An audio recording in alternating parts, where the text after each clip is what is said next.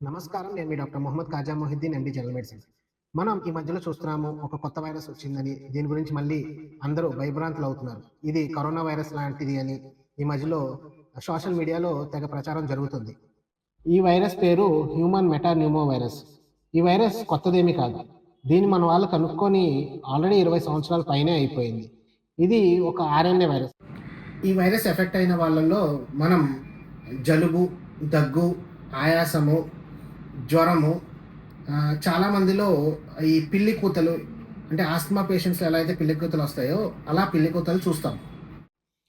ఈ virus generally upper respiratory tract, lower respiratory tract effect అవుతది. ఇది అందరికీ సీరియస్ అవ్వదు. జనరల్‌గా చాలా చిన్న పిల్లలు, వృద్ధులు, ఇమ్యూనో కాంప్రమైజ్డ్, లేకపోతే ఆస్తమా, ఇంటర్స్టిషియల్ లంగ్ డిసీజెస్ ఇలాగా లంగ్ ప్రాబ్లమ్స్ ఉన్నోళ్ళకి కొద్దిగా సీరియస్ అవ్వే ఛాన్సెస్ ఉన్నాయి.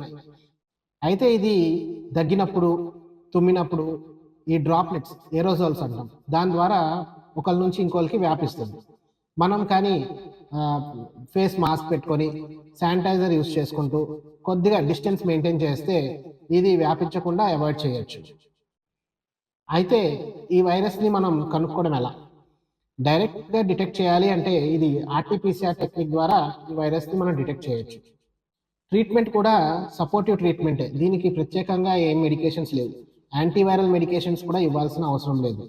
సివియర్‌గా ఏదైనా రెస్పిరేటరీ ఇబ్బంది వస్తే మీరు డాక్టర్‌ని కన్సల్ట్ చేయాల్సిందిగా నేను కోరుకుంటున్నాను. Thank you.